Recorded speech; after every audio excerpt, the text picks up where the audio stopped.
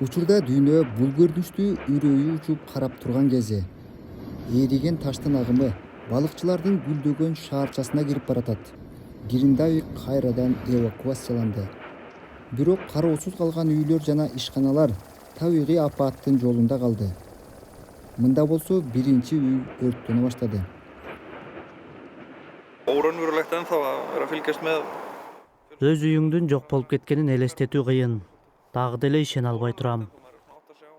Átta sig á aðstæðum ennþá bara eiginlega. Жалынды утурлай тосмолорду коюп жаткан атайын техникага дагы заматта лава жетип келди. Жекшемби күнү эртең менен жаракадан өрт чачырай баштаган.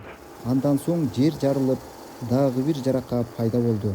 Það svartur dagur í dag fyrir Grindavík og það svartur í dag. Бүгүн Гриндавик үчүн да, Исландия үчүн да кайгылуу күн. Бирок жакшы күндөр али алдыда.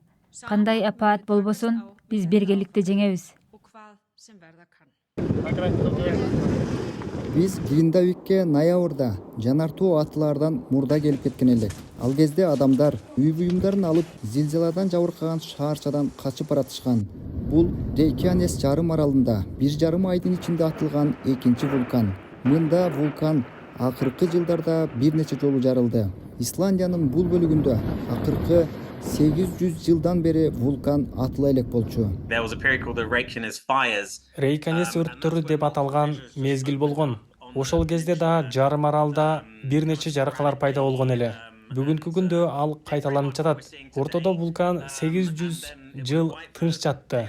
Жаңы вулкандык доор 2021 башталды деп болгосок болот.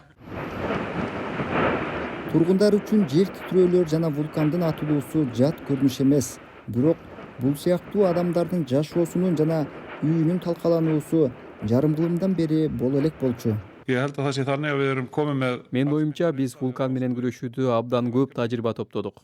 Ошентсе да, бул 1973 жылдын январынан бери атылган Исландиядагы вулкандардын эң коркунучтуусу. От менен муздун өлкөсүндө жаратылыштын кереметтүү күчүн такай көрүүгө болот.